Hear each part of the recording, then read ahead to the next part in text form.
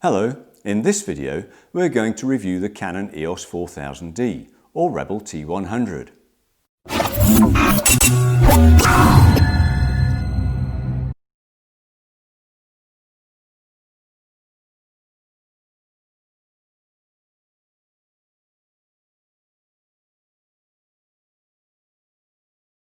Hello and welcome to this camera-wise video on the Canon EOS 4000D or Rebel T100. In this review we're going to have a look at the good points and bad points of the Canon EOS 4000D, and we're going to go into them in some detail, so I hope you'll be patient enough to watch this video all the way to the end. Now, the Canon 4000D is the entry point camera for Canon's DSLR camera range. And as a consequence of that, they have made it as cheap and as small and as light as they possibly can. That does mean that they have cut a few corners, and we'll go through those as we go through the video. But I also hope that you'll see that the corners they have cut by and large are cosmetic and aren't really that important. The main workings of the camera are still in here and they still produce really good video and stills. So, as I say, this was designed for people who are moving into DSLR photography. The camera itself produces an 18 megapixel image. Now, 18 megapixels is not the top of the range anymore, but perhaps 10 years ago it really pretty much was. So it's not so far off what's available today to the top-end photographers. These days, the next one up from this, which is the 2000D, produces a 24 megapixel file. And then you can, as you move up the range, perhaps get a 36, and at the top range, get a 48 megapixel file. But an 18 megapixel file is good enough for nearly all types of photography. It produces a 50 megabyte file, which is big enough for pretty much any type of usage. You can use that certainly on websites, on your social media, and you can print that on a semi-professional or professional basis from A5, A4, A3, A2, and if you pushed it, A1. This is a massive file that it produces, and it's of very good quality. Now, as I say, this is the sensor which produces the 18 megapixel file. It also produces really good video. It produces full HD, which is 1080p, not interlace, which is a huge advantage, and it will produce standard HD, which is 720. And in both cases, the video is very smooth, the color reproduction is very good, and it takes good standard quality video. For example, in terms of the quality of the video that it can produce, the video that I'm speaking to now is 1080p. So this is the kind of quality that you can expect from this camera, assuming that you've got the bandwidth on your YouTube channel. Now also, just so that you know, the Canon 4000D is a crop frame or APS-C camera. Now, if you don't know anything about DSLR cameras, this really doesn't make much difference to you. But just so that you know, Canon and also Nikon started making digital cameras as full frame cameras, and what that meant was that the sensor inside the camera is the full size of a 35mm piece of film. And they did that really so that they didn't scare professional photographers who were thinking of moving from film into digital, that everything seemed to be the same. But they then realized that with the size of that sensor, it made the camera very bulky and also quite expensive. And so Canon and, as I say, Nikon invested in producing a crop frame sensor for their DSLR range. It really doesn't make much difference, and with the file sizes that you have these days, it makes even less difference, but just so that you know. And there is one advantage that we have with Canon crop frame cameras, and that is that the lenses you can buy for these are the lenses that you can get for crop frame cameras and also that you can buy for full frame lenses. The fitting on the front is the same for both, and that expands the number of lenses you can buy for this camera quite significantly. Now, the brain of the Canon 4000D is the Digic 4 Plus processor. It's not the most recent processor, but it is a really good, reliable workhorse, and it can produce very clean and very crisp images with excellent colour reproduction. And it also does very good video too. And the processor essentially takes the image from the sensor, whether it's a still or a video, and translates that and saves it onto the memory card, either by compressing it down or by transferring it straight across as a raw image. It also allows the camera to shoot faster than a single image at a time, and this camera can shoot 3 frames per second. It's not the fastest. You can get cameras these days that can shoot 5 or 8, 10, and some cameras like Sony's will produce 20 images per second if that's what you want, but it's perfectly fast enough for action and for sport in the hands of a competent photographer. And 3 frames per second is fine for nearly everything most people want to shoot with a camera like this.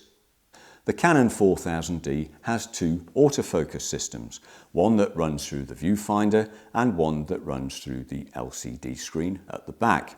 The one for the viewfinder is very quick and very accurate, and the one that runs through the LCD screen is a bit slower but also is quite accurate. Now, if you're going to be shooting stills, the chances are you'll be shooting through the viewfinder, but you can also shoot through the LCD screen. If you're shooting video, you can only shoot through the LCD screen. The LCD screen on the back is not terribly large and it's not terribly high resolution.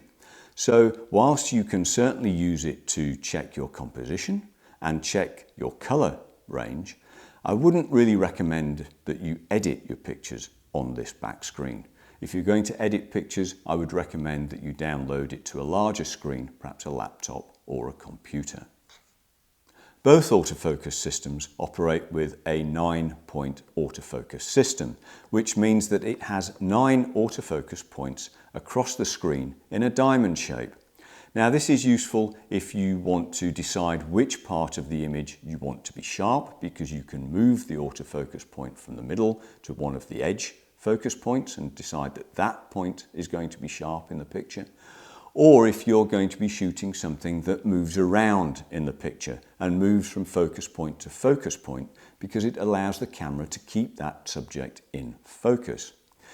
9 points is not the most you can get.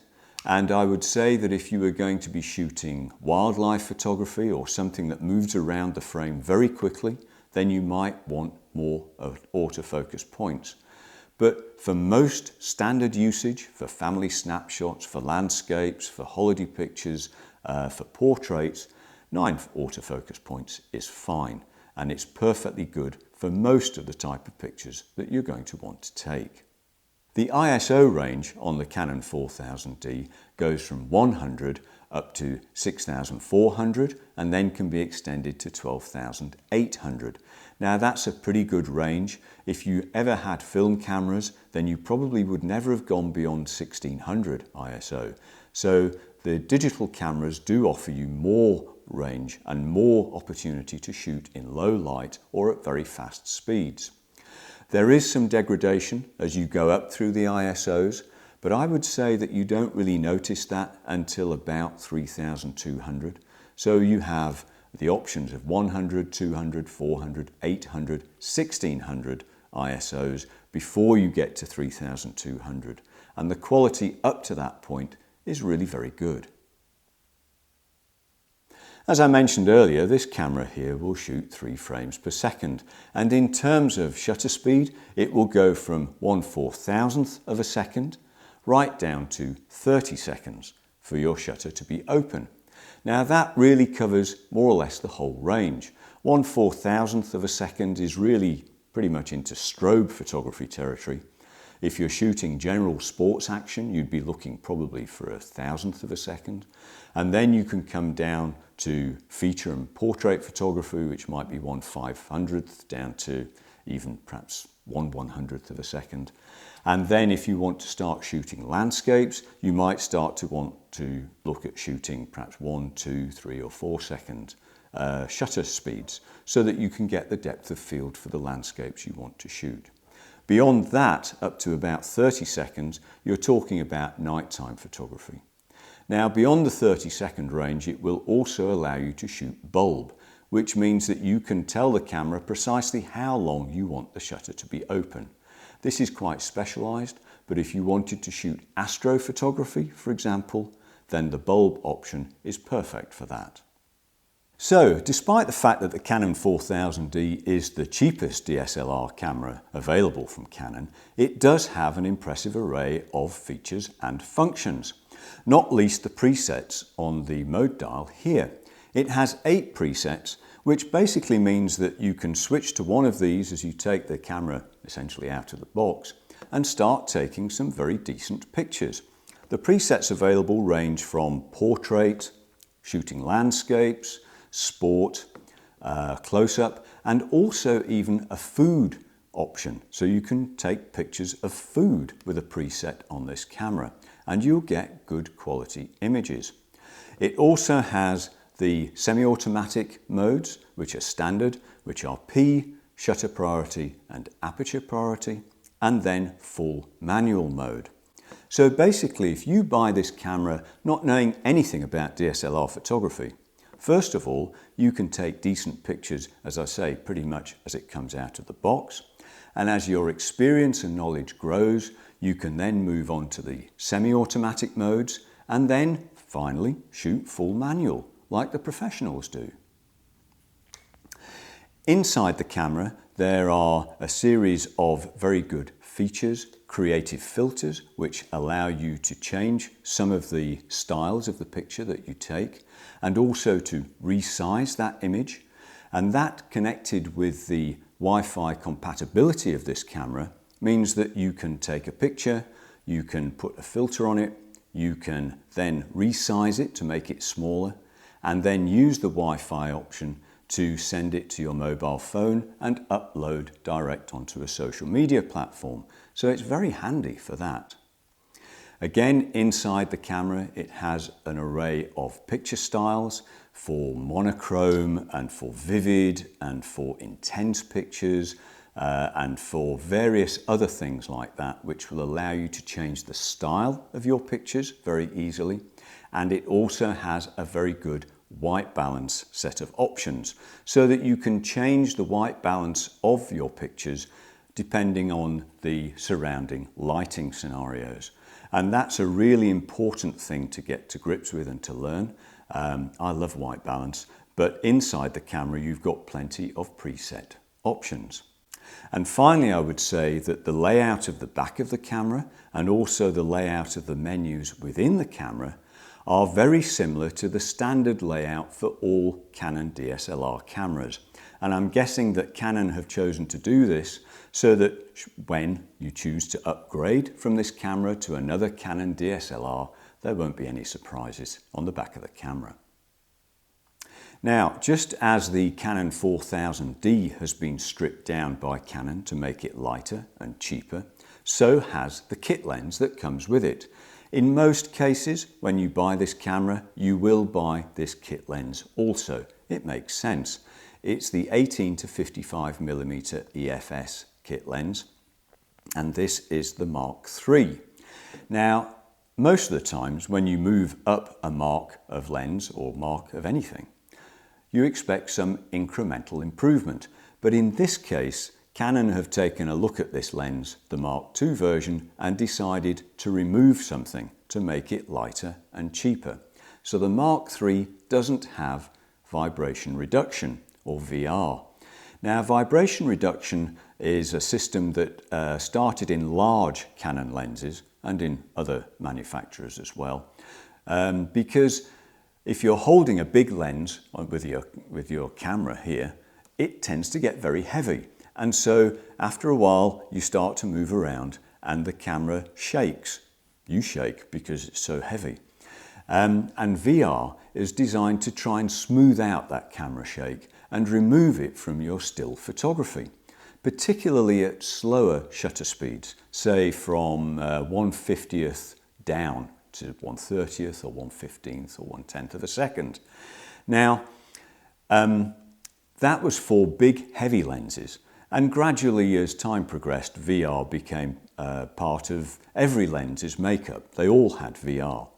But for this lens, it's not really such a big thing that it doesn't have it. For a start, it's not very big and not very heavy. But also, if you keep your shutter speed over or faster than, say, 1/100th of a second, then there's no need for VR anyway. Or if you take your still pictures with the camera sitting on a tripod, you don't need VR. The only time you might miss it is when you're shooting video with this camera and you're holding it away from the body. Again, if you're holding it for any length of time, there is going to be a tendency to some sort of camera shake. And the VR in that instance would have been useful just to smooth out the video and reduce the noticeable shake that you may have. But again, if you shoot your videos with the camera on a tripod, that's not going to make any difference anyway. Other than that, this lens is the same as the Mark II. It's the same design, the same glass, and it takes the same very good quality pictures and videos.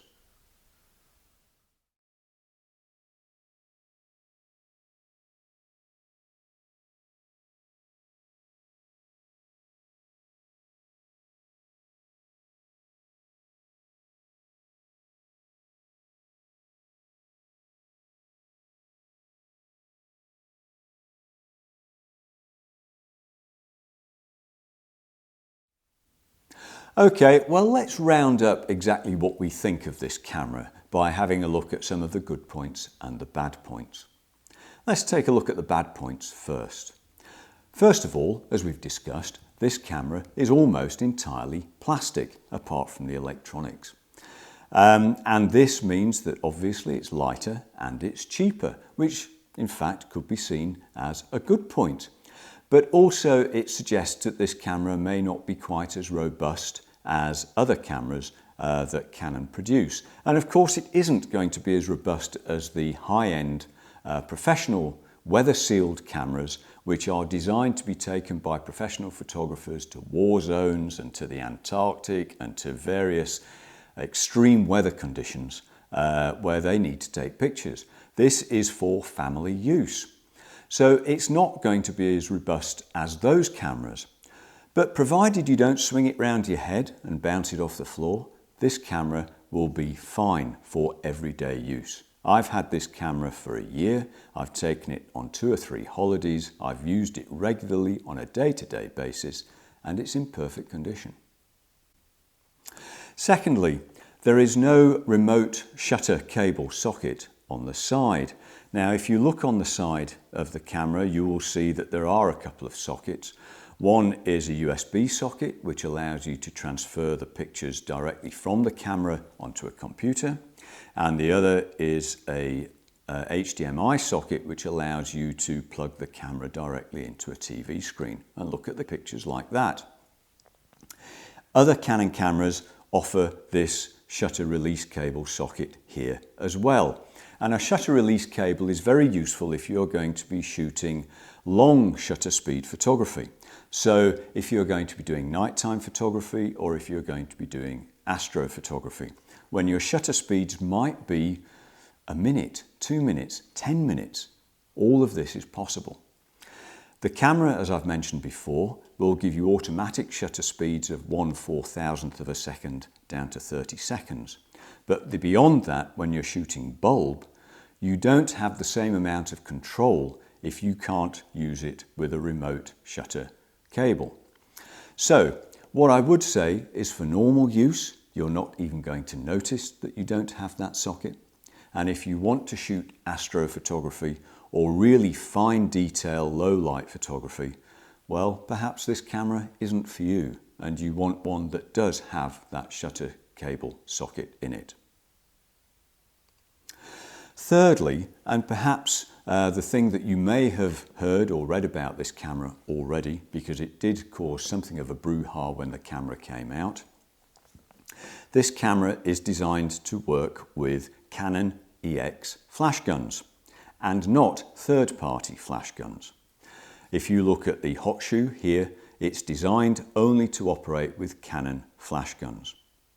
Now, I can understand where Canon are coming from here, because it must be quite galling to produce really good quality cameras in the hope that you entice people to buy your cameras and then buy your lenses and buy your other accessories, amongst which will be flash guns, and then have some third-party company come along and sell flash guns to your customers much more cheaply.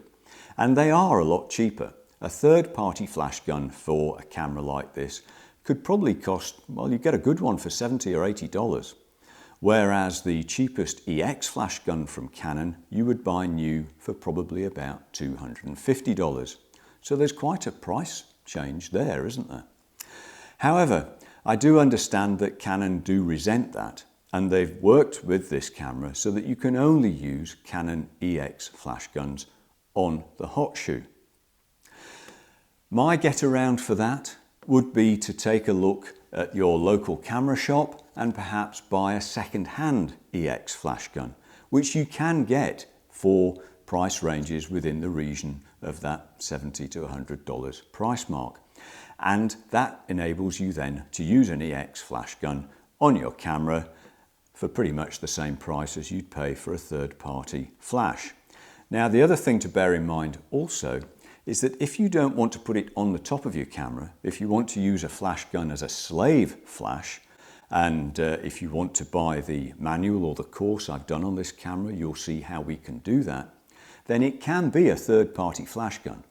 So it's only when we're talking about putting the flash gun onto the hot shoe is it important that it's a Canon flash gun. That was something which came up when this camera and the 2000D, which is similarly designed, came out, and it caused a bit of resentment. But I think Canon feel justified in doing that. After all, they've made a very cheap, very good camera here, and I can see that they would resent you then going and buying a cheap third-party flash gun to go with it. There are a couple of other instances where Canon have cut back or cut corners, which might open them up to some sort of criticism. For example, as I've mentioned, there's no on-off switch. It turns on via the mode dial here. That's not a huge issue, I don't think, and once you're used to that, it's fairly straightforward. The other thing is that the built-in flash, the pop-up flash here, doesn't automatically pop up when you're in one of the preset modes and when that preset mode decides that you should use flash. But it will tell you on screen, and it will tell you in the viewfinder, if that's how you're taking a picture, that you should be using flash. And as you can see, it's a fairly simple operation to put the flash up and back down again. So I don't think that's a big issue either. And then finally, perhaps, we go back to this idea of it shooting 3 frames per second. As I've mentioned before, there are cameras which shoot a lot more frames per second than that. And if you want to shoot high-end action or wildlife or high-end sports photography, then you may decide that 3 frames a second is not enough for you. But I would argue that if you're setting out on your DSLR journey, 3 frames per second is perfect. Because sports photography is not about how many frames per second you can shoot in the hope that you get one that's a half-decent picture. Sports photography is about understanding the sport you're watching and anticipating what will happen next. The great sports photographers of the past didn't have 20 frames per second to shoot with. When it was entirely manual, they had 1 frame a second. And even when it moved on to the EOS system and digital cameras like this, they were having perhaps 3 or 5 frames per second. And they could provide excellent sports photography and sports coverage with that frames per second rate. So the more frames per second doesn't make you a better photographer. It just makes you have to look through more pictures to find the one that is any good. Okay, well, what are the good points about this camera? Well, why don't we start off with the most obvious one, which is its price. This is a remarkably competitively priced camera. It's a full Canon camera, which means that all the accessories you buy for this camera are transferable to other DSLR camera bodies as you might choose to upgrade and increase your skills. It has a superb sensor which will give you fantastically clear, sharp, good color reproduction images of a very good size, from website, social media, right up to print publication quality. The processor is also very good and will process your images very well with good color reproduction, and also process your videos, which it will also shoot to professional quality standard. So everything you need from a camera is in the 4000D or Rebel T100. And I would argue also that by cutting some of the corners and removing some of the extraneous features which you get with some of the higher range DSLR Canon cameras, it's doing you a favour, because it allows you to learn the basics very well. You don't need HDR facilities to learn how to do photography. You don't need all those multiple bracketing options to learn how to take pictures well. Everything that you need is in this camera, and the features are well explained and they're well positioned so that you can navigate through them very easily. So the back screen, the way the camera is designed, and the functions that the camera offers to you as a novice and a beginner, right through to a semi-professional and professional, they're all here for you. You can use this camera to shoot very basic stuff and move right through the range of other things that you want to do to professional quality images and video. This is a great little camera. The sensor and the processor, which I've mentioned and said are really good, yeah, they're not cutting edge, they're not the latest technology, but they are tried and tested. And also, they're not that old and dilapidated. If you were shooting, say, in the 2012 London Olympics or in the 2010 World Cup, you'd have been using a sensor and processor very similar to this. So whilst it's not bang up there cutting edge technology, it's not really that long ago that it was cutting edge technology. And I would say that by buying this camera, if you choose to, for $300, you're buying what only a few years ago could easily have cost $3,000 or $4,000 to a semi-professional or professional photographer. And if that's not a bargain, then I don't know what is. If you want to know more about the Canon 4000D or Rebel T100, then if you click in the description below, you'll see that we have a guide for this camera. It tells you all about the Canon 4000D and also tells you about its rivals that are available on the market now, so that you can compare them and decide which camera is right for you. Just look in the description and click on the link and you can download that for free straight away.